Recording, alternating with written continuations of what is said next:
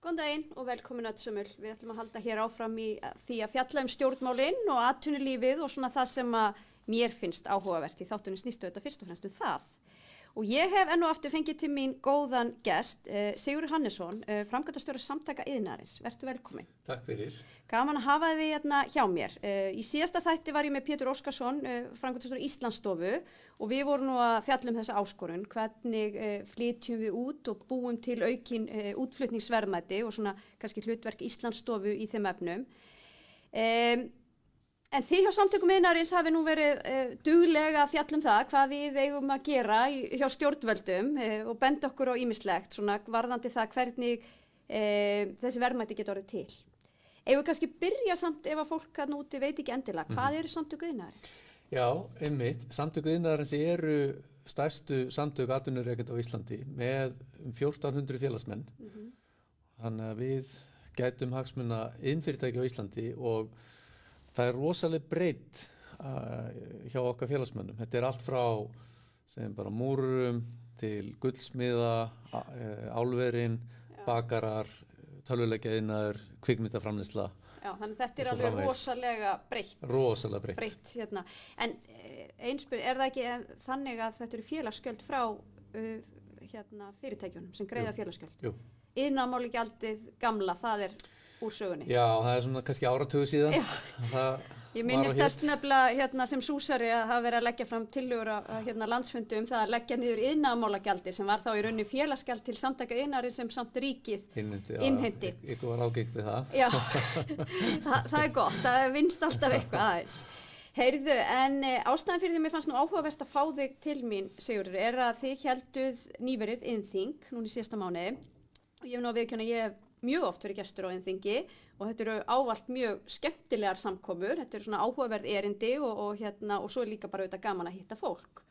Núna var svona í heimsfaraldi iðnþingi ykkar svolítið öðruvísi, það var jú í Hörpu en það var bara sjónvarpaði eða á netinu. Þetta var með talsveit öðru sniði með hliðsjón af faraldrinum, þannig að við vorum eiginlega með beina útsendingu úr Hörpu og vorum að eiginlega einblína svolítið á fjötra sem að halda aftur af fjölgun starfa og sköpun verðmæta. Og við gáum út rit eða skýrslu. Hlaupum hraðar. Sem að byggja svolítið á þessu að við þurfum að slíta fjötrana. Þannig að við getum hlaupið hraðar, þannig að fyrirtækin geti ráði fleira fólk í vinnu og skapa meiri verðmæti. Já, en þú veist, og hvað? Ég meina, ertu að segja að íslensk fyrirtæki séu bara bundið niður í einhverja fjötra hálfu hins opinbera? Það stundum þannig og við sjáum það þetta mjög ólíkt svo sem eftir greinum en það var ágætis umfjöllun á iðnþinginu byggingariðnaðinn. Við skulum taka alveg sérstaka umræðu það. Akkurat, þannig að það hafi einhver efast fjötra þá allir hljóta samfærast það allavega í þeirri grein. En við sjáum þetta bara víða og það sem við erum að horfa svolítið á bara samkeppnishæfnin. Samkeppnishæfni svona nokkurs konar heimsmeistaramót þjóða þegar það kemur að lífsgæðum vegna þess að með aukinni samkeppnishæfni verður til meiri verðmæti til að standa undir lífskjörunum sem við þekkjum og viljum búa við. En samkeppnishæfni ræðist ekki af einhverju einni breytu, heldur hún samspil margra og ólíkra þátta. Við höfum verið að draga það dálítið fram á síðustu árum og ef við horfum bara á rannsóknir sem að fara þá í það hvaða þætti skipta mestu máli. Varandi samkeppnishæfni þjóða þá? Já, þá þetta 4 mál. Það menntun, innviðir, nýsköpun og starfsumhverfi. Menntun tækifæri fyrir einstaklingin en það mannauðsmál fyrir fyrirtækin. Og menntakerfi hefur kannski þangað til núna kannski allra síðustu árum einblínt of mikið á fyrir þáttinn. En núna verið að horfa í meira mæli á mannauðsþáttinn sem mjög jákvætt. Ég vil kannski aðeins út frá þessu með menntuna. Þó ég sé nú ekki búin að vera í mörg ár á þingi, þá ég búin að vera mörg ár þáttakandi í pólitísku starfi og umræðan hefur alltaf snúist þetta, mikilvægi menntunar og við viljum vera með sem allra bestu menntun. En svo þetta líka og í hverju við að mennta fólki okkar og maður sér það þegar það verið að greina svona hæfni til framtíðar að það eru alla líkur á því að börnin mín muni jafnvel starfa við eitthvað sem við vitum ekki hvað í dag og fyrir einhverjum 10 árum síðan ef einhver hefði sagt við mig áhrifavaldur eða það væri hægt að vinna við það að spila tölvuleiki þá hefði ég náttúrulega haldið að sá einn sami væri bara kolgeggjaður en það einhver síður orðið starfsgreinar í dag hvað sem okkur kann að finnast það. En þetta varandi sko menntunina það hefur verið sagt í allt og langa tíma við sem að beina öllum inn í sama farveg. Það að segja inn í sömu menntaskólana og svo inn í háskólan okkar og jafnvel í sömu greinarnar í háskólanum. Og það búið að tala þetta sko í áratugi að auka vægi inn- og verkmenntanar. Hefur okkur ekkert orðið ágengt í þeim efnum að ykkar mati? Sko, okkur að vera dálítið ágengt þar núna. Já. Það mjög jákvætt að sjá bara núna nýlega rétt fyrir páska komið tölur innritanir á vorin núna og þar við erum að sjá mikla aukningu í starfsnámið. Við höfum séð það alveg eiginlega önn fyrir önn núna í nokkur ár. Þannig að það mjög jákvætt og það hlýtur að vera mjög mikilvægt fyrir samtöku iðnaðarins að við sjáum fleiri og fleiri fara í iðnnám og þessi starfs. Já, það skiptir alveg gríðarlega máli vegna þess að sko, fyrirtækin náttúrulega hafa átt í erfiðleikum með að finna iðnmenntað fólk. Því það hafa bara fáir farið í slíkt nám. Og það sama gildir tækninám á háskólastigi, oft kallað STEM eða STEAM, það sem eru raunvísindi, verkfræði og starffræði og slíka greinar. Hið síðanenda hefur svolítið haldið aftur af okkur þegar kemur að nýsköpun ef við horfum bara á svona alþjóðlega mælikvarða. Það líka slæmt í því tilliti hvað fáir eða hver fá hafa farið í feta þá braut í háskólanum. En þetta horfir svona til betri vegar og við erum að sjá aukningu sem kærkomið að sjá. En sko ef við horfum bara aftur á síðasta áratug eins og réttilega nefnir að sko við höfum svolítið verið að beina öllum í sama farveginn.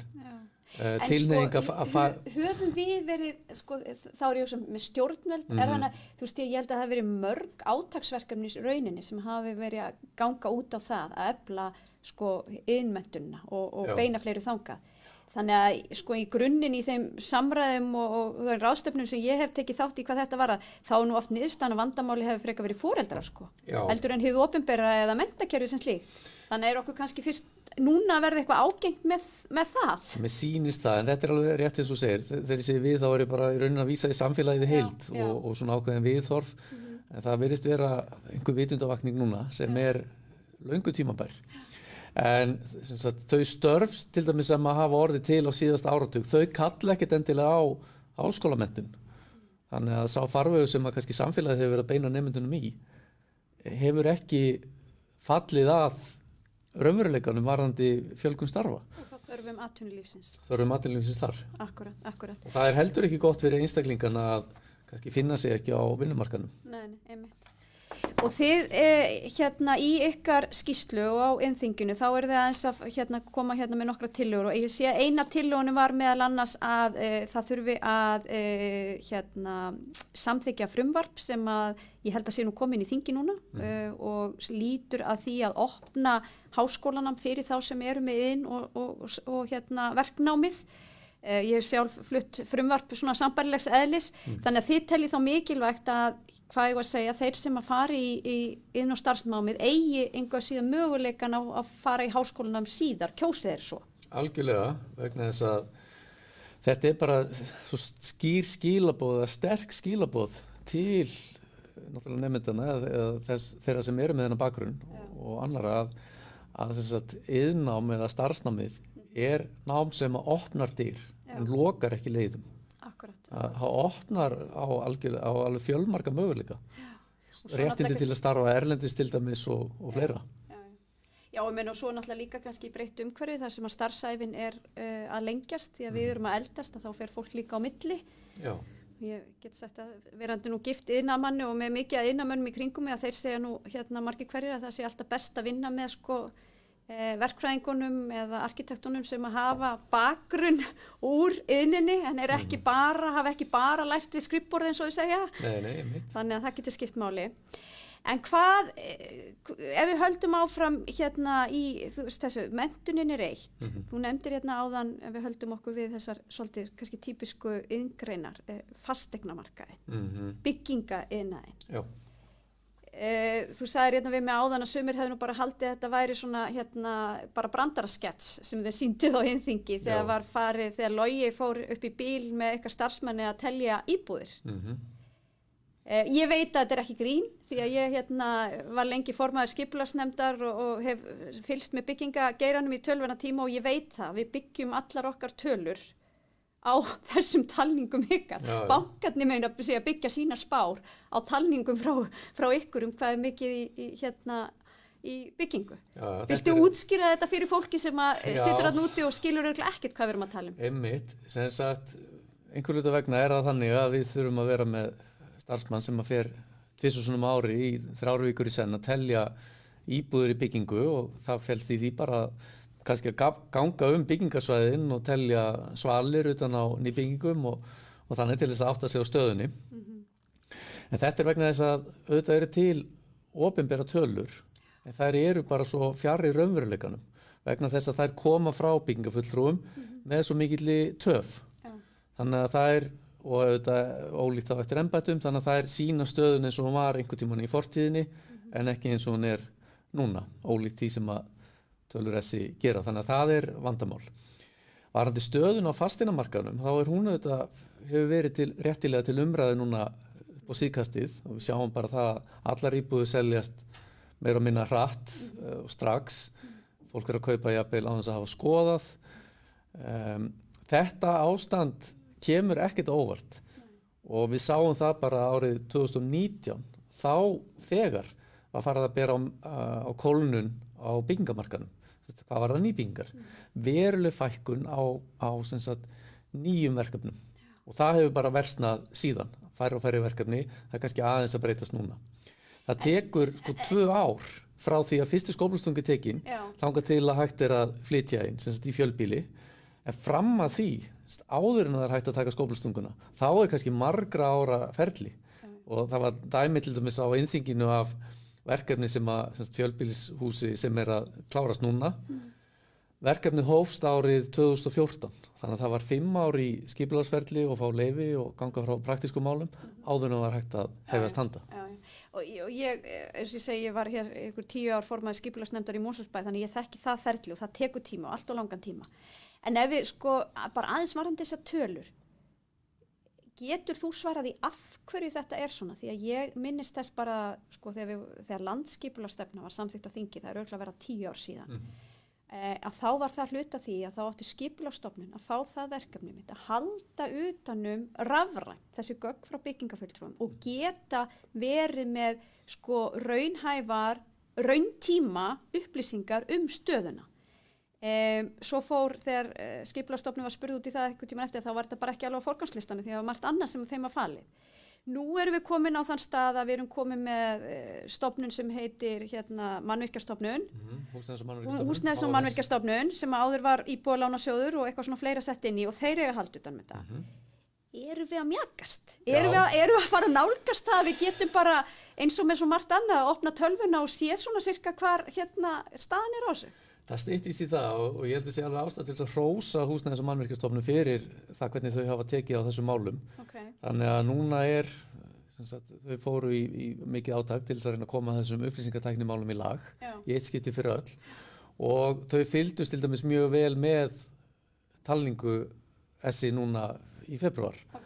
Þannig að til þess að stemma af við sína tölur. Þannig að þið kannski að fara að mattsa þetta og einhver tíma tekur þetta stafræna yfir. Vonandi bara einhver tíman á þessu ári, síðar árinu, þá getum við séð það að þetta sé að færast nær raunveruleikanum og fara í betri horf. Vegna þess að þessi yfirsýn skiptir svo máli fyrir alla því að það dettur náttúrulega engum það til hugar vona ég að verktaki taki upp á því að byggja íbúðir sem að ekki seljast. Nei, akkurat. Það vilja þetta allir byggja í takti þar við markaðarins en þegar enginn veit hvernig markaðurinn þá þetta það ómögulegt. Og þetta auðvitað vandamál sem að greint fyrir löngu og við töldum að það væri komin einhver lausn á en hún hefur tekið mun lengri tíma í innleiðingu en það er alltaf gott að heyra að það sé að gerast.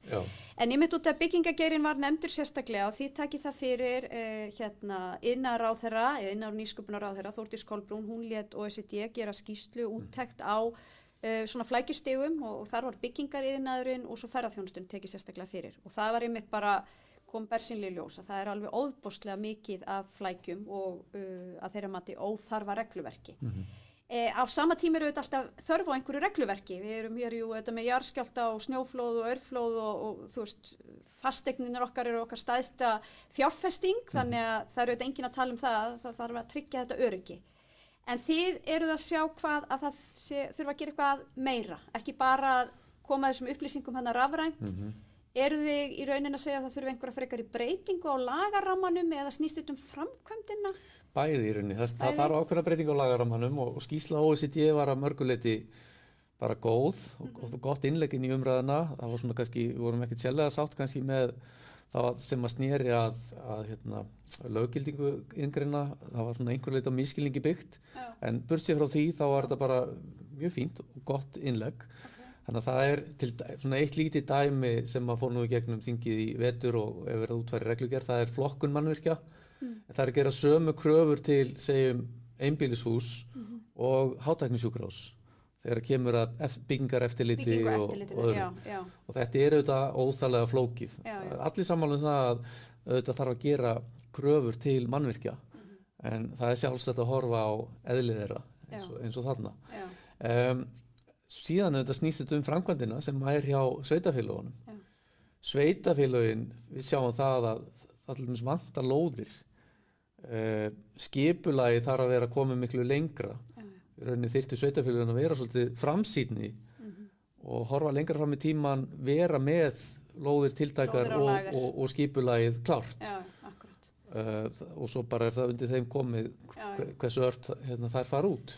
Tek undir það og það hefur auðvitað verið að einhver leiti lóðaskortur hér á höfuðborgarsvæðinu sem sveitarfélög staði sig kannski betur en önnur í því en svo er þetta breytilegt en svo er líka hægt að segja það auðvitað skipulags löggjafapakkin okkar er býsna flókin og það að fóta sig innan þess er mjög flókið, þekki það ágætlega. Já, og þess vegna og þetta líka snýst ákveðna yfirsýn og ábyrgð. Já.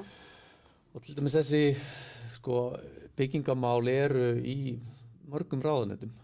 Já, og við teljum það blasa við að færa húsnæðis- og byggingamálin úr félagsmála yfir í samgöngu- og sveitarstjórnar. Akkur er samgöngu- og sveitarstjórnar? Og færa skipulagsmálin úr umhverfis í samgöngu- og sveitarstjórnar, þannig að það verði bara öflugt innviðaráðandi. Það verði samgöngumálin, húsnæðismálin, byggingamálin og sveitarstjórnarmálin sem að fara bara mjög vel saman. Þetta er einmitt eina eitthvað tillögum. Já, við höfum talað fyrir þessu svolítið tíma og ég held að það væri mjög eðlilegt að horfa til þess. Rétti tímapunktur hlýtur að vera núna í haust þegar eftir kosningar, þegar það verður Þeir eru sá uppstokkun á ráðunetum til þess að innviða ráðuneti. Þar með komin aukin yfirsýn, vonandi skilvirkni og meiri ábyrgð bara á þessum málaflokki. Þetta er málaflokki sem varðar okkur öll bara hverjum einasta degi. Já, akkurat. Þetta er áhugavert. En segðu mér meira af ykkar tillögum og kannski, nú erum við að taka byggingageirann. Ef við færum okkur aðeins inn í hugverksiðnaðinn og nýsköpunna, sumir segja nýsköpun bara eitthvað tískor, hvað þýðir þetta eiginlega, er þetta bara eitthvað framtíðin, bla bla en við erum í rauninni farin að sjá það að þetta er orðin raunveruleg stoð. Já, þetta er orðin raunveruleg stoð og við sjáum það allir í fyrra, 2020 að hugverkaiðnaðurinn stóð undir 16% af útflutningnum. Þannig að það hefði nú einhvern tíma þótt tíðindi að hugverkaiðnaðurinn væri orðin raunveruleg útflutningsstóð. Já, og þetta er náttúrulega svo bara því sér til haldið, þetta er auðvitað stóð sem getur stækkað. Þannig er ekki þessi sömu takmörk og við erum auðvitað með fiskiauðlindin okkar eða við ferðaþjónustuna þar sem að náttúruauðlindir eiga undir, þarna er bara hugvitið. Já, þannig að vaxtarmöguleikarnir eru ótakmarkaðir og þess vegna þurfum við að horfa til þess í meira mæli. Stjórnvöld hafa sannarlega gert mjög góða hluti á þessu sviði á síðasta áratug með ákveðnum hvötum, með til dæmis endurgreiðslum vegna rannsóknar og þróunarkostnaðar, með eflingu tækniþróunarsjóðs og fleira, með kríu núna til dæmis. Allt saman mjög gott og skrefur rétt átt. En það vantar svolítið herslumuninn og við megum ekki gleyma okkur. Núna er rétti tíminn til þess að fara í þessu uppbyggingu. Það eru mörg fyrirtæki sem eru við það að taka stór stökk sem að hafa byggst upp hérna á síðustu 10, jafnvel 20 árum og geta blómstrað núna á næstu árum. Þannig að framundan getur hæglega verið mikil uppskeru tími þarna. Við sjáum það til dæmis. Hvað er, bara svo ef hugverkaiðnaðurinn, hvað flokkum undir hugverkaiðnaðurinn? Já, þetta er býsna fjölbreytt og í Já. því felst líka styrkur. Sko einkennandi greinar til dæmis eins og upplýsingatækni, það tölvuleikiðinnar, það kvikmyndaframleiðsla, það hátækniðinnar, til dæmis eins og Marel, Össur, það lyfjaðinnar, þar eru stór tíðindi framundan ef að plön ganga eftir, til dæmis með Alvotech, Coripharma, samheita lyfjafyrirtæki.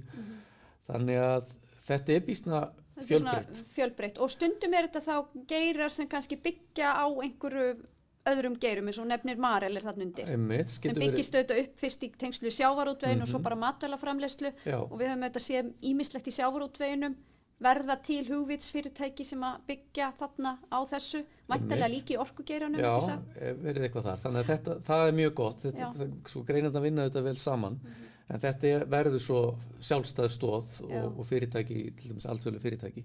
En við sjáum það til dæmis á síðasta ári.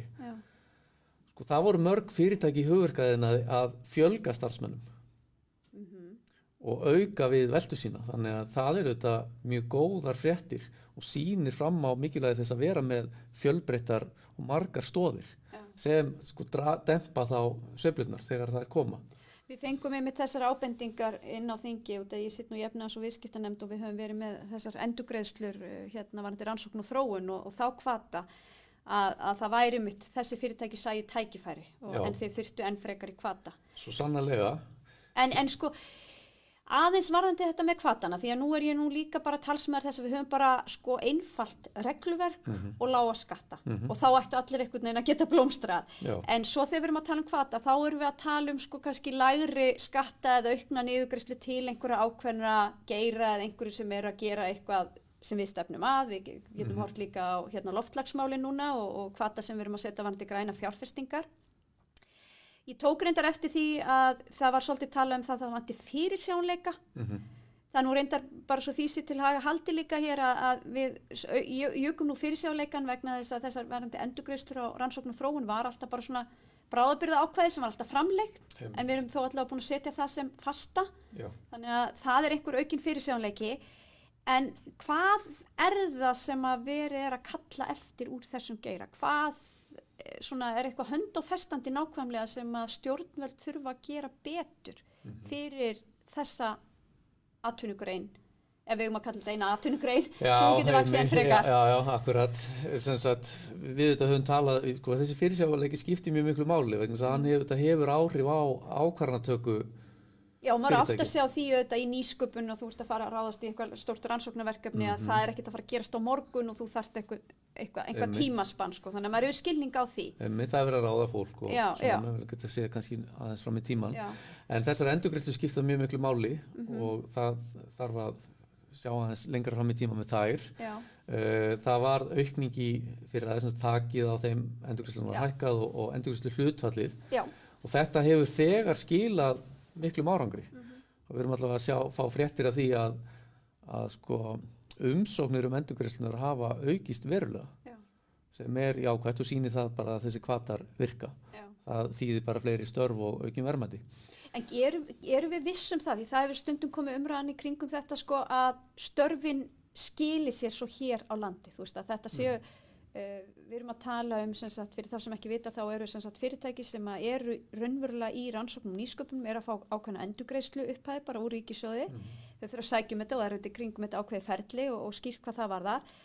En sko mesta virðið auðvitað fyrir samfélagið til lengri tíma litið svo að það skili sér eitthvað hér á landi. Rétt. Að það sé ekki bara rannsóknarkostnaður sem niðurgreiddur á íslensku ríkinu og svo fari framleiðslan á viðkomandi vöru eða þjónustu úr landi og skapi bara verðmæti eitthvað annar staðar. Þú skilur þessar áhyggjur auðvitað, því við erum að tala um skattféðina. Já, og þá kannski komum við að því sem að þú nefndir rétt til áðan að sko skilyrðin þurfa þetta að vera almenn og samkeppnishæf. Og það reynir kannski meira á það í hugverkaðina heldur en í iðnaði eða öðrum greinum sem að reiða sig á auðlindirnar. Af því að auðlindirnar eru staðbundnar.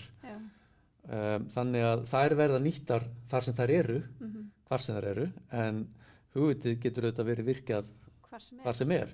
Þannig að það mun reyna það kannski svolítið meira á stjórnvöldum á næstu árum og áratugum að sko bara móta samkeppnishæft umhverfi, bara almennt fyrir atvinnulífið. Já, og þá komum við inn í þetta sem ég myndi segja, það sé þannig að samkeppnishæfni okkar byggja á því að við séum með almennt gott atvinnuumhverfi. Akkurat, og það bara, eins og ég nefndi áðan, ræðst af fjölmörgum þáttum sem að við höfum rætt, mannauðurinn, hvernig hann umgjörð nýsköpunar, innviðirnir og svo skattar og gjöld, hagstjórnin, regluverkið og svo framvegis.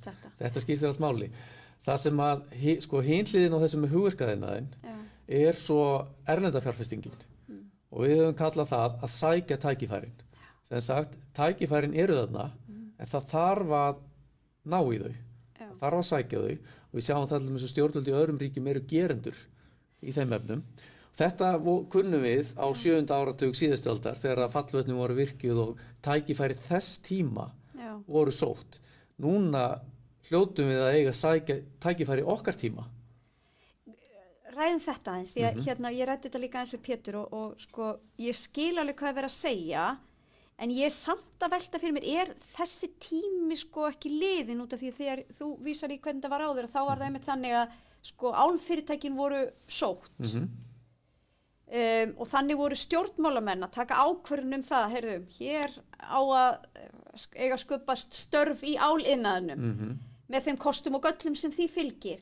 Og ég svona velti fyrir mér, þetta raunverulega hlutverk stjórnmálamanna eða það ekki bara eins og við vorum að tala að búa til almennt gott umhverfi? Já, sko þessi fyrirtæki kom ekkert til að sjálf. Við sjáum það allir með bara nýleg dæmi. Í Danmörku Google að fjárfesta fyrir 740 milljón evrur sem eru yfir 100 milljarðar, eða í kringum 100 milljarðar. Microsoft að fjárfesta í Svíþjóð núna fyrir yfir milljarð bandaríkjadala sem vel yfir 100 milljarðar króna. Þetta gerist vegna þess að stjórnvöld í viðkomandi ríkjum sækja þessi tækifæri. En sko út af því að ég rætti þetta einmitt líka þessu Pétur síðast, en meina, nú erum við með stofnun sem heitir Íslandsstofa. Það ekki stofnun reyndar, það samstarf atvinnulífsins og ríkisins og það einmitt var verið að horfa til sambærilegra fyrirtækja eða apparata í Norðurlöndunum hvað það var og þau hafa meðal annars þetta hlutverk svolítið að markasetja Ísland fyrir erlendri fjárfestingu. Þar sækja þessi tækifæri. En ertu í rauninni eða eru þið að segja sko að bara Þórdís Kolbrún að bara fara út hitta Google og segja, heyrðu, komið til Íslands og við ætlum að gera svona fyrir ykkur. Eins og var kannski svolítið á sínum tíma. Sko það þetta alltaf spurning hvernig þetta útvært, en ég held að það sem skiptir máli kannski tvennt þegar kemur á stjórnmálunum. Fyrsta lagi bara skilaboðin, kallað signaling. Bara að segja frá því að þetta sé eitthvað sem að við höfum áhuga á. Af því að ef við gerum það ekki þá bara nennir enginn að pæla í Íslandi, heldur bara lítur til annar landa þar sem að áhugi til staðar. Öðru lagi snýr þetta að kannski ákveðnum umbótum á regluverki vegna þess að regluverku þetta tekur mið af veruleika þegar að það sett en gerir kannski ekki ráð fyrir nýjumiðnaði að tækniframförum eða öðru. Þannig að til dæmis fyrir sem bara 10 árum síðan eða 5 þegar að gagnaverin hófu starfsemi á Íslandi þá voru alls konar hindranir sem að þau rákust á vegna þess að regluverkið eðlilega gerði ekki ráð fyrir slíkri starfsemi. Einmitt. Þannig að þetta kannski, ég segja þetta tvíþætta hlutverk stjórnvalda að vera opin fyrir slíkum umbótum vegna þess að regluverkið hefur bara ekki tekið mið af breyttum veruleika og svo hins vegar þetta signaling, bara að segja að þetta sé eitthvað sem að við höfum áhuga á. Þessu get ég alveg verið sammála sko, mér finnst þetta, en þið talið líka og það kannski svolítið svona þessu tengt, þið talið um atvinnustefnu eða iðnaðarstefnu, eða hvort þú ekki kannski? Já, sko hvað eigið þið við með því og þá kemur þetta sama viðhorf hjá mér finnst mikilvægt að við séum með sko gott umhverfi, við séum sveigjanleg og hlaupum hratt og ekki föst í fjötra eins og þeir að segja. En á sama tíma finnst mér það kannski svona eitthvað gamaldags hugsun að fara að segja að við inn á þingi eigum að ákveða. Nú ætlum við að vera í lyfjaiðnaðinum eða nú ætlum við að vera í þessu eða hinnu sko. Hvað eigið þið við? Það sem við erum að segja með þessu að það sé, sko atvinnustefna í okkar huga bara einhvers konar skipulag, það einhvers konar rauður þráður í gegnum stefnumótun. Eitthvað sem að tengi saman segjum menntastefnu og stefnu í nýsköpun, eitthvað sem að rauður þráður sem kemur þá líka inn á innviðauppbyggingu og regluverkið. Já. Þannig að sko aftur menntastefna þarf að taka þá mið af þörfum atvinnulífsins og styðja þannig við áherslur í nýsköpun. Innviðauppbyggingin, tökum bara eitthvað dæmi, ef það var engar gagnatengingar við útlönd, þá var engin gagnaver. Og þá væri upplýsingatækni væntanlega í mýflugumynd á Íslandi. Þannig að við erum bara svolítið að tala ákveðna samhæfingu í stefnumótunina, hljóð og mynd fara svolítið saman. Og þá erum við í rauninni kannski að tala ég veit þetta ógeðslega klent orð að tala þessa innviði sko, í pólitísku samhengi allir áttur svo þreytt á því, en það í rauninni kannski það sem þið eru að tala hvort sem það séu físiskir innviðir, sko ljósleiðari, rafmagn, vegir eða hafnir eða félagslegir innviðir í menntun og annað sem er þá hlutverk stjórnvalda og svona þetta almenna regluverk. Já. Það í rauninni þannig að sko það sé þessi samhæfing til staðar. Segjum bara sem svo að atvinnustefna væri svo að hvetja til þess að hugverkaiðnaður vaxi. Markaðurinn þá bara finnur út úr því, fyrirtækin bara vita því og miða sína fjárfestingar og uppbyggingu við það. En það þarf þá að passa menntakerfisstiði við það og áherslur í nýsköpun og innviðirnir og það allt saman. Akkurat. Þannig að ef þetta talar allt saman þá bara eykst skilvirknin og samkeppnishæfnin þar með. Þannig að við stöndum betur að vígi hvað það var að gagnvart öðrum löndum og fyrirtæki, fólk og fyrirtæki ætti að hugsa þá í meira mæli til Íslands þegar að kemur að búsetu og rekstri fyrirtækja. Einmitt. Þannig að þetta er rauninni stærsta efnahagsmálið hvað okkur varðar, þessi samhæfing og svo að sækja tækifærin. Samhæfing og sækja tækifærin. Já, og við þurfum að horfa lengra fram í tímann því að við ætlum ekki að vera í þeirri stöðu að okkur líður svo vel þegar að kóinu léttir og ferðarþjónustan fer af stað að við gleymum okkur bara. Nei, ekki tekið undir það, en ég meina er við ekki örugglega þegar við erum að tala að sækja tækifærin fyrir þjörsnist á þessu sko, ég vil að þið í atvinnulífinu sækja tækifærin sko. En ég vil að við í stjórnvöldum bökkum það upp og þetta sé svona samstarf. Einmitt. Þannig að við erum sammála því, þú ert ekki bara að tala það að ráðherra fari bara út og segja, heyrðu, pikki eitthvað út sko, heldur er þetta búa til umhverfið og við styðjum hvort annað í þessari vegferð. Já, og bara þessi skilaboð, því að þú veist, ef að stjórnvöld hafi ekki áhuga á því, þá náttúrulega fara fyrirtækin ekkert að stað. Nei, akkurat, það er rétt. Heyrðu, Sigurður, kærar þakki fyrir þetta. Sömuleiðis. Þetta er búið að vera fróðlegt og skemmtilegt og ég get bent fólki á að skoða þessa áhugaverðu skýrslu og svo innþingi ykkar sem er á netinu, upptaka. Ég ætla nú að segja það, þó ég vonist til að vera boðið á innþing næst og hitta fullt af fólki sem er alltaf mjög gaman. Þá er þetta auðvitað líka frábært og eitthvað sem við hefum lært á COVID-inu. Ég vona að fólk hætti því ekki að taka upp svona ráðstefnur þannig að þær séu þarna á netinu. Þannig að það sé hægt að sækja þær eftir á og fyrir þá sem ekki koma af stað. Já, svo sannarlega. Heyrðu, kæra þakki fyrir komuna. Ég ætla að þakka ykkur fyrir að fylgjast með og ég ætla að vera hérna aftur að vikuliðinni og þá ætla ég að fá til mín hann Pétur Magnússon sem er forstjóri Reykjalundar og fyrrverandi forstjóri Hrafnistu og við ætlum að ræða kannski svona heilbrigðiskerfið og þær áskoranir sem að heilbrigðiskerfið stendur frammi fyrir og ekki síst kannski svona blandaða rekstrarform í heilbrigðiskerfinu. Það þarf ekki alltaf að vera ríkisstofnanir sem að reka þessa mikilvægu innviði okkar. Takk fyrir í dag.